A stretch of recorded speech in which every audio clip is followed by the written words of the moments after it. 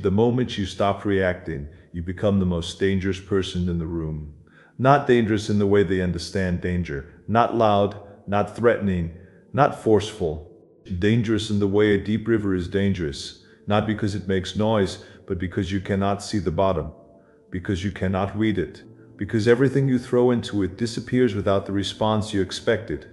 That is power. That is the kind of power that makes people uneasy without being able to explain why, and you have been chasing the wrong version of it your entire life. You were taught, not directly, but through every room you grew up in, every conflict you witnessed, every dynamic you absorbed before you had language for what you were watching, that power belongs to the loudest voice, the most forceful presence, the person who hits hardest, argues longest, intimidates most effectively, or refuses to back down. You watched people dominate rooms through volume, through emotional intensity, through the threat of their anger or the weight of their silence deployed as punishment, and you learned, the way children always learn, by imitation, by inheritance, by the deep biological decision to adopt whatever strategy seemed to generate the most control over the environment. But here is what no one told you. Every person who controls through emotional force is revealing something critical about themselves. They are revealing that they are not in control at all. They are revealing that they need your reaction to feel powerful. They are revealing that their sense of dominance is entirely dependent on your willingness to be dominated. Take away your reaction and the whole architecture collapses. Remove your fear, your anger, your desperation, your scramble to respond, and suddenly the loudest person in the room is just making noise. They were never powerful, they were just louder than everyone else was willing to be. Think about the arguments you have had, the ones that escalated beyond the original point, where both of you were no longer discussing the issue, but fighting for something else entirely. Fighting for the last word, for the superior position, for the relief of watching the other person break first. Think about how you felt during those arguments. The elevated heartbeat, the tunnel vision, the words forming faster than you could assess them, the things you said that you did not mean, or that you meant but you'd never have said, or that you said and immediately regretted, but could not unsay because the momentum of your own emotion had already carried them out of your mouth and into the air between you.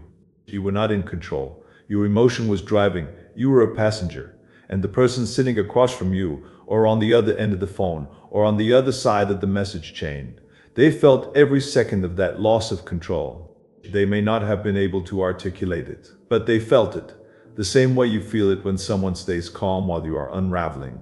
The same way you feel the shift in the room when one person refuses to match the emotional temperature of the chaos around them. Something changes. The unraveling feels more exposed. The loss of control feels more visible. The emotional volatility feels suddenly, sharply, like a disadvantage, because it is. Here's the thing about emotional reactivity that no one who uses it as a strategy wants to acknowledge. Every reaction you give is information. Every flinch, every raised voice, every desperate defense, every impulsive message sent at midnight, all of it is data. It tells the other person exactly where you are sensitive, exactly what threatens you, exactly what can be used to move you, destabilize you, redirect you. It is a map of your vulnerabilities, handed over voluntarily, in real time, under pressure. You have been giving people maps. Stop. Stop explaining yourself to people who are not asking because they want to understand you. They are asking because they want to locate you. Stop defending yourself in rooms where the verdict was already decided. Stop escalating toward people who are baiting you into the escalation, who need your emotional fire to feel the warmth of their own power. Stop reaching for the last word as if winning the argument is the same as winning anything that matters. Walk away before the damage is done. Not because you are afraid, not because you are weak, not because you have run out of things to say. Walk away because you understand something they do not. You understand that the person who controls their response controls the entire dynamic. And you are done surrendering that control for the temporary relief of being heard by someone who is never truly listening. There is a specific type of person who will find your calmness intolerable. Pay attention to them. They will interpret your composure as coldness. They will call your stillness arrogance. They will accuse you of not caring, of being robotic, of being emotionally unavailable. because your calm makes them feel the full weight of their own volatility, and that feeling is unbearable without someone else to blame for it. They need you to react. They need you to escalate. They need your emotion to validate their own. When you refuse, they escalate harder. They push further. They say something sharper. They become more provocative, more dramatic, more extreme, because the usual mechanisms are not working and they do not know what to do when the lever they pull produces no reaction. This is the moment most people crack. This is the moment the discomfort of staying calm becomes so heavy that the release of reacting feels like relief. Do not let the discomfort of their escalation be mistaken for a reason to engage. Sit in the discomfort, because what happens next, if you hold, is extraordinary. The escalation runs out of fuel, the performance loses its audience, the provocation loses its power, and the person who was using your reactions to feel in control is now standing in a room with no echo, and the silence coming back at them is the loudest thing they have ever heard. You did not need to say a word. Your stillness was the answer. But understand something. This is not a technique. That is important. The moment calmness becomes a weapon consciously deployed, it begins to decay into manipulation. And you are not here to manipulate. You are here to build something that no one can take from you. An interior architecture so stable that external chaos does not have a structural impact. That is different from performing calmness to gain the upper hand. Performance cracks under real pressure. Real regulation holds. And real regulation requires something most people are not willing to do. It requires you to feel the thing fully, the anger, the humiliation, the fear, the grief, without immediately converting that feeling into behavior.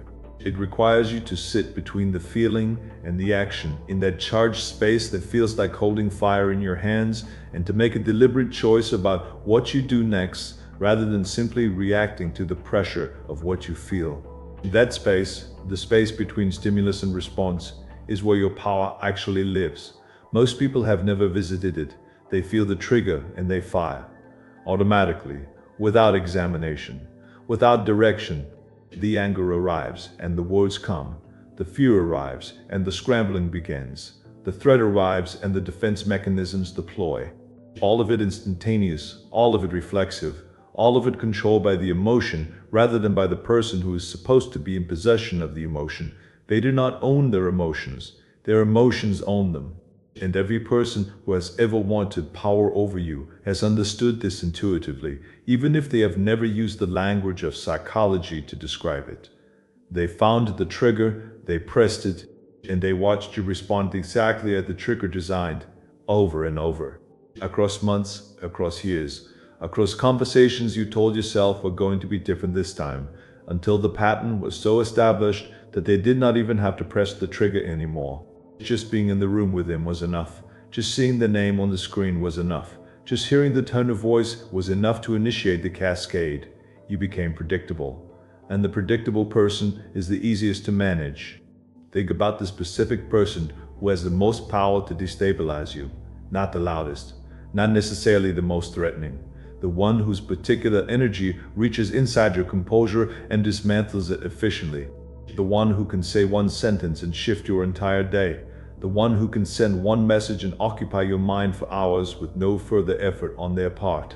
The one you have restructured yourself around, your availability, your behavior, your emotional output, because you have been unconsciously trying to manage their responses to you. Notice what has happened there. Their emotional state has become the environment you live inside.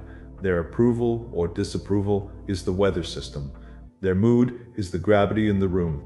And you have been adapting to that gravity so long that it has started to feel like physics, like it is simply how things are, rather than something you stepped into and have the capacity to step out of. Break the pattern. Not loudly, not with confrontation, not with a declaration that can respond to and escalate. Break it quietly, from the inside. The next time the trigger comes, the dismissal, the provocation, the passive contempt, the deliberate silence designed to make you reach, do not reach. Feel the pull, feel it fully, acknowledge it without obeying it, and then remain exactly where you are, not as punishment, not as a tactic, as practice, because this is what the regulation of emotion actually is. It is not suppression, it is not numbness. It is not the dead-eyed flatness of someone who has stopped caring.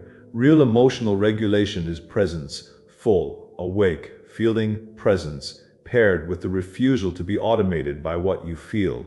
You feel the anger and you do not become the anger. You feel the fear and you do not obey the fear.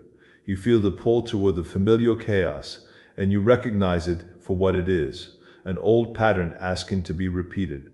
Let it ask. You do not have to answer. There is a specific dignity that develops in a person who has learned this. You can see it, not in how they speak or what they wear or how they carry themselves externally.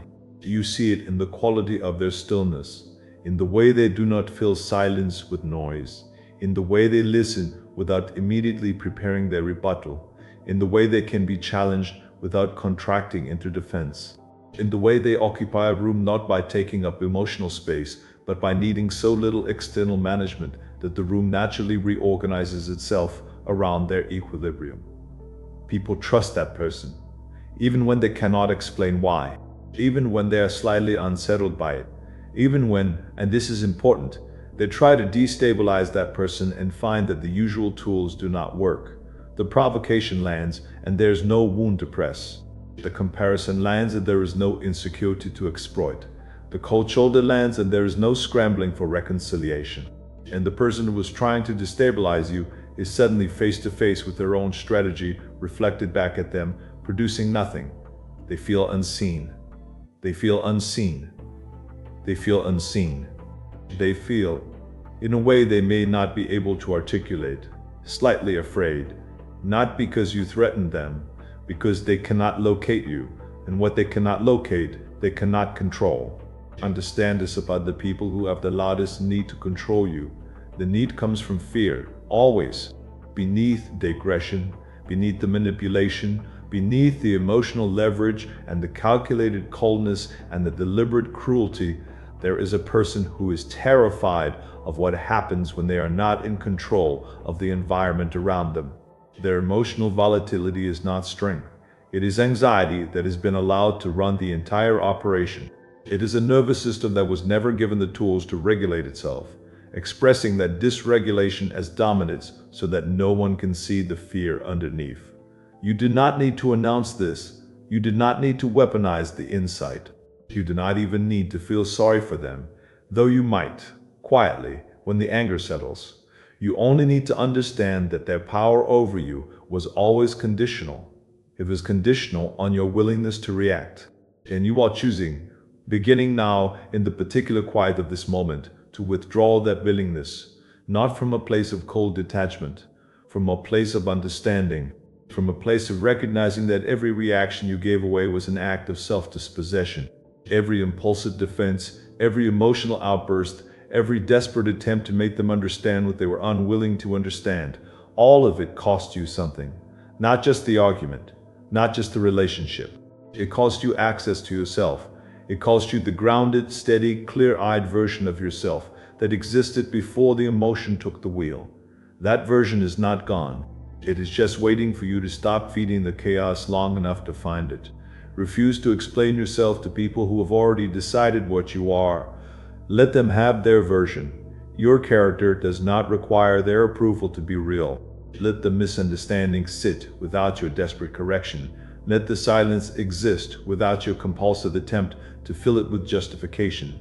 Let them be wrong about you without making it the emergency you have treated it as.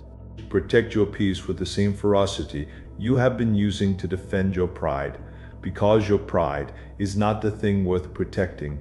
Your peace is. And the person who has peace, genuine, interior, unperformed peace, is the person who no one can get to, not because they have built walls, but because they have built something better. They have built ground.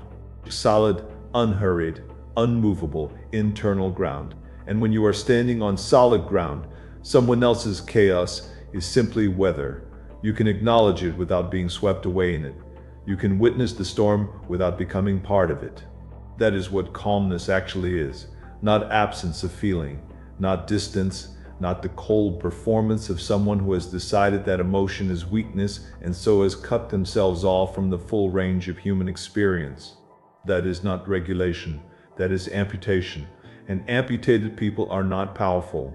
They are simply less available for pain, and consequently less available for everything else. Real calmness is warm, it is present. It sees the chaos clearly and chooses, consciously, from a place of self-possession, not to participate in the destruction. It is the parent who does not scream back at the screaming child. It is the person in the room who is being spoken to with contempt and who responds, not from humiliation, not from performance, but from genuine centeredness, with a measured voice and a steady gaze. It is the decision to be a cathedral in a wasteland, not untouched, not impervious, but structurally sound in the places that matter. You are capable of this. Not yet, perhaps. Not consistently. Not without practice and setback in moments where the emotion moves faster than your intention, where you say the reactive thing and feel it leaving your hands before you could stop it. This is not failure.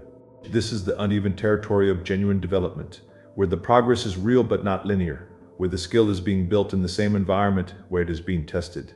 Be patient with yourself in those moments, but do not let the setback excuse the pattern. Every time you hold the reaction, every time the trigger fires and you feel it and breathe through it and respond with intention rather than impulse, you are building something. You are laying down a different kind of architecture in your nervous system. You are teaching the body that the escalation does not require participation. You are demonstrating to yourself, and this is the part that matters most, that you are not controlled by what happens to you. You are controlled by what you choose. And that choice, quiet, invisible, requiring no audience and generating no applause, is the most real power that a human being can possess. Not the power over other people, the power over the version of yourself that would have reacted. That is the victory, small, private, unheroic from the outside, but fundamental, because the person who wins that internal battle consistently over time, that person changes, not just how they behave, something deeper. Their relationship to the events around them changes. Their relationship to other people's opinions, provocations, and silences changes. What used to destabilize them begins to simply pass. What used to feel like an emergency begins to feel like weather. What used to occupy their mind for days lands, is acknowledged and is released.